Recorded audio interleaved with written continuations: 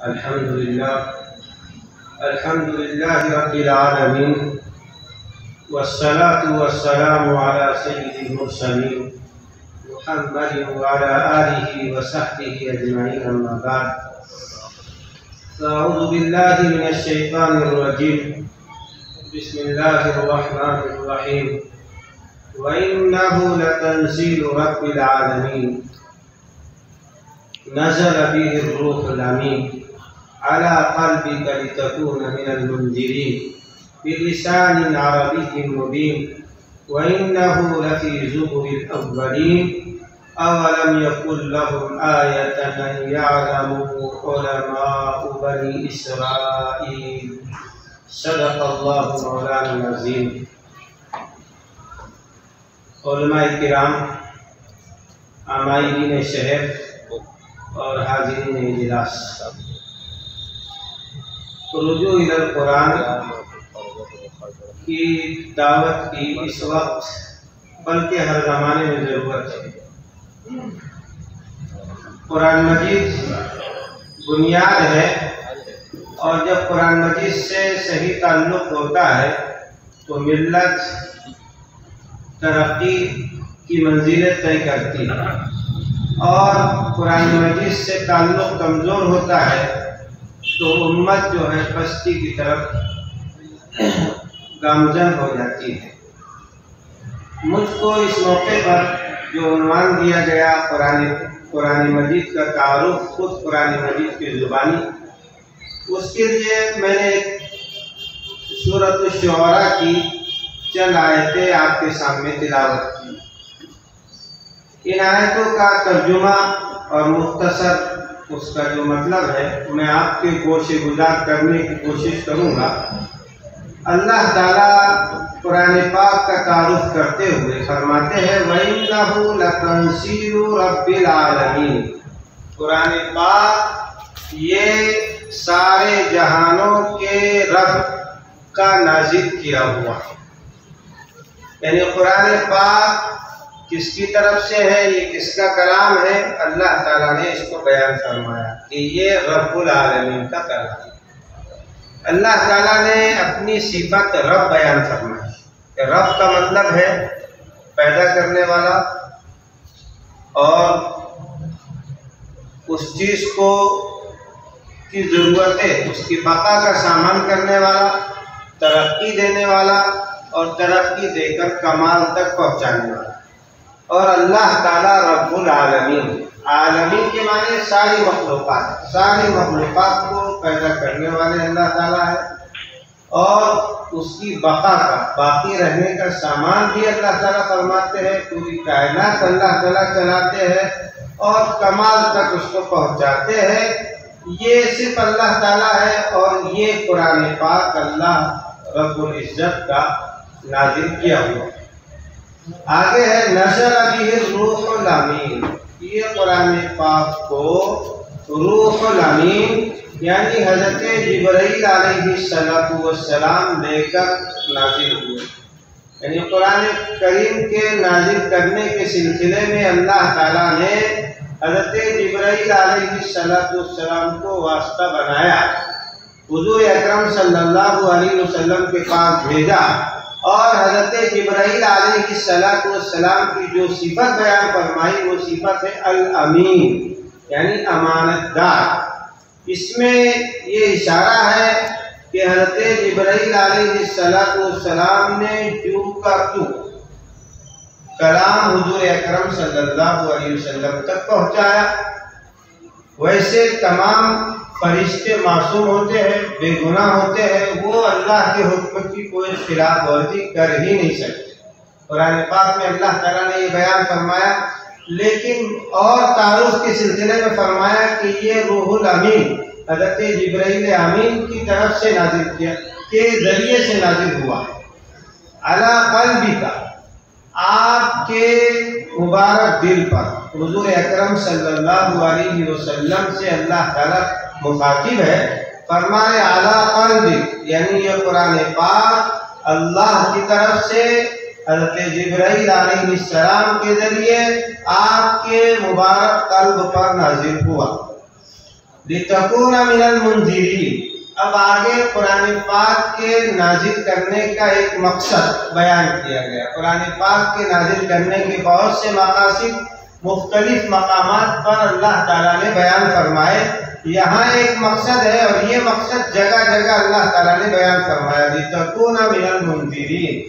قرآن پاک کو نازل کرنے کا مقصد یہ ہے تاکہ آپ منذر ہو جائے۔ منذر یہ انذار سے بنا، انذار کے معنی لوگوں کو آگاہ کرنے والا، خبردار کرنے والا، لوگوں کو خطرات سے، اندیشوں سے واقف کرانے والا کہ آگے کیا خطرات ہیں۔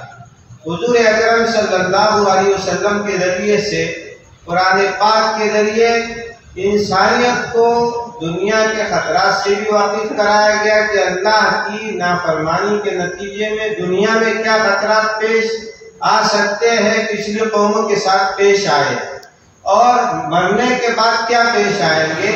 یہ قرآن مجید کے نازل کرنے کا ایک مقصد ہے۔ آگے تذکرہ ہے بِلِسَانٍ عَرَبِيٍّ مُبِينٍ کہ قرآن پاک کو صاف عربی زبان میں نازل کیا گیا۔ یہ قرآن مجید کا تعارف ہے، قرآن عربی زبان میں نازل کیا گیا، اور عربی زبان بھی اعلیٰ درجے کی، بالکل صاف اور واضح اعلیٰ درجے کی، بہت معیاری زبان، اس سے بڑھ کر کوئی زبان نہیں ہو سکتی۔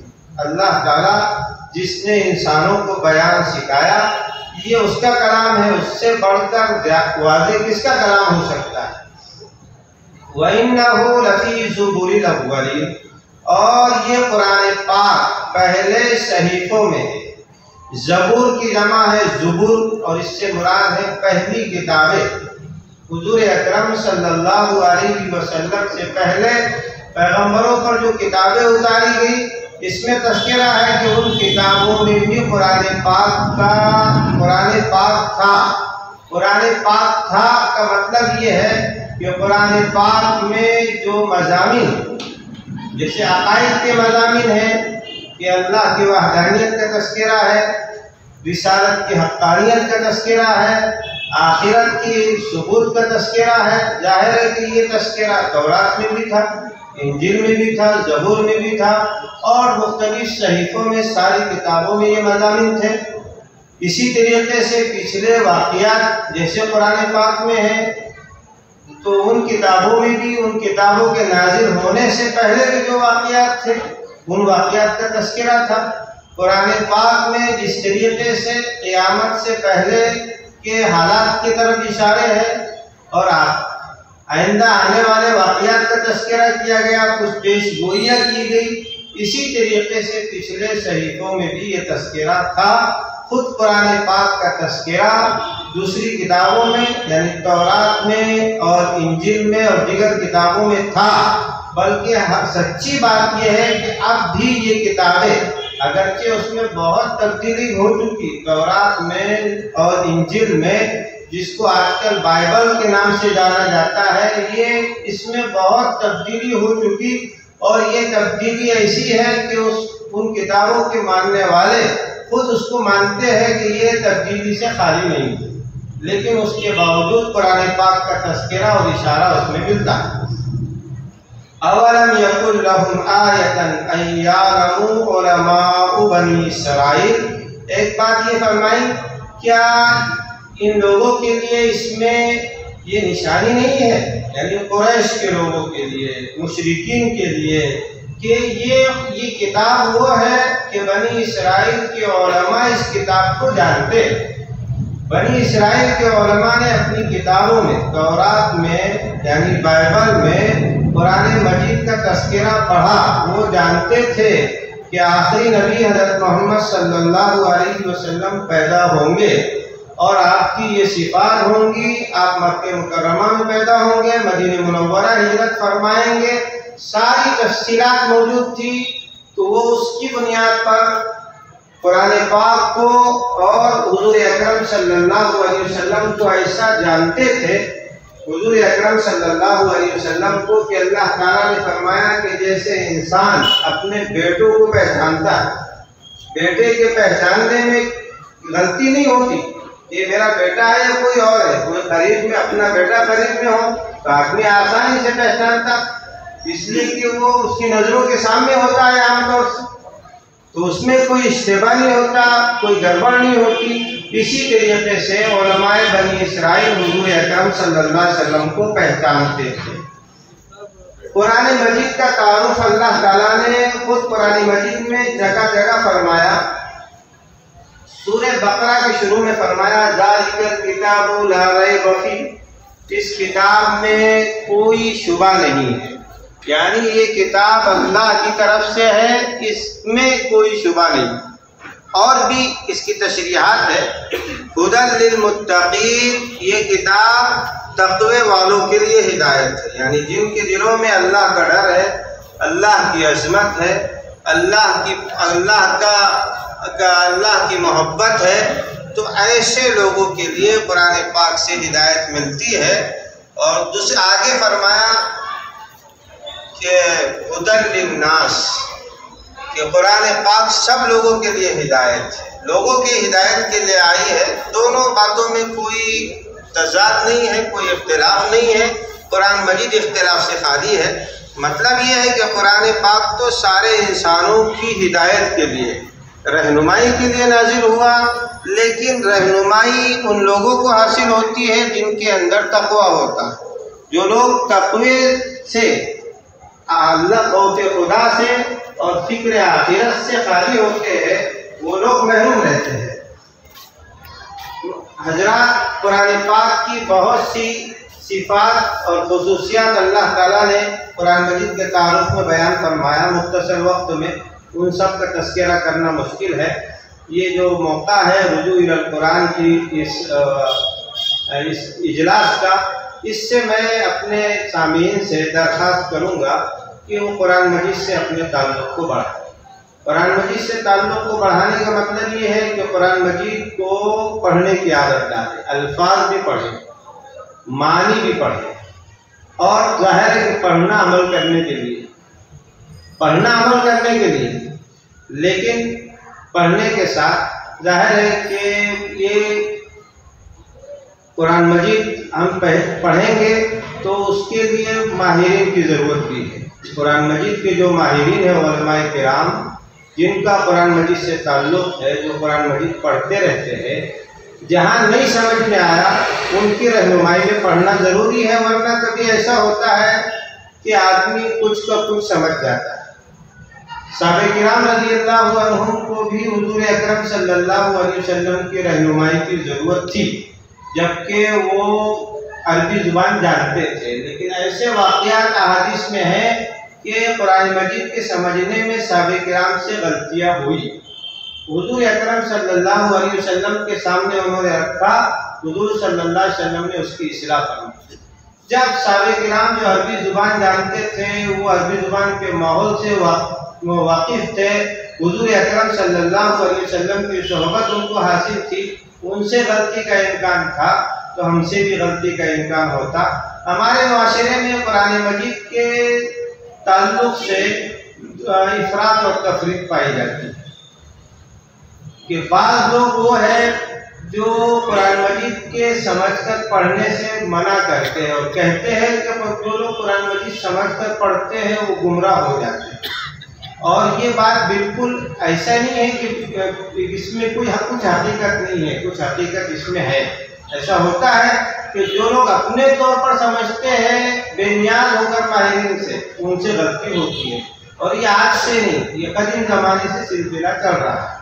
صحابہ کرام کے زمانے میں ایک طبقہ وجود میں آیا تھا خوارج کا۔ وہ خوارج وہی لوگ تھے جنہوں نے صحابہ کرام سے بے نیاز ہو کر قرآن مجید کو سمجھنے کی کوشش کی تھی، اور نتیجہ یہ ہوا کہ یہی لوگ حضرت علی کے قاتل تھے، اور انہوں نے حضرت امیر معاویہ پر بھی حملہ کیا تھا، حضرت عمرو بن عاص پر بھی حملہ کیا تھا، اور مسلمانوں کو، حضرت علی کو، حضرت امیر معاویہ کو، اور جو بہت سے صحابہ کرام کو یہ کافر سمجھتے تھے، اور قرآن مجید سے ان کا وہ تعلق تھا کہ جس شخص نے حضرت علی رضی اللہ تعالیٰ عنہ کو شہید کیا، عبد الرحمن ابن ملجم، وہ قرآن مجید کثرت سے پڑھتا تھا، خوب ذکر کرتا تھا، لیکن اس کی خرابی یہ تھی کہ وہ صحابہ کرام سے بے نیاز ہو کر قرآن مجید کو سمجھتا تھا۔ لیکن دوسری طرف یہ بات ہے کہ کچھ لوگ ایسے بھی ہیں کہ جو قرآن مجید کو بغیر سمجھے پڑھنے کو فضول قرار دیتے ہیں. یہ بھی اعتدال سے ہٹی ہوئی بات ہے. قرآن مجید کو ظاہر ہے کہ قرآن مجید کے الفاظ ہم پڑھتے تو معنی ضرور پڑھنا چاہیے. معنی نہیں پڑھنا یہ بڑی محرومی کی بات ہے. لیکن یہ کہنا کہ قرآن مجید کو بغیر سمجھے پڑھنا بے فائدہ ہے، یہ بات تو ٹھیک نہیں ہے.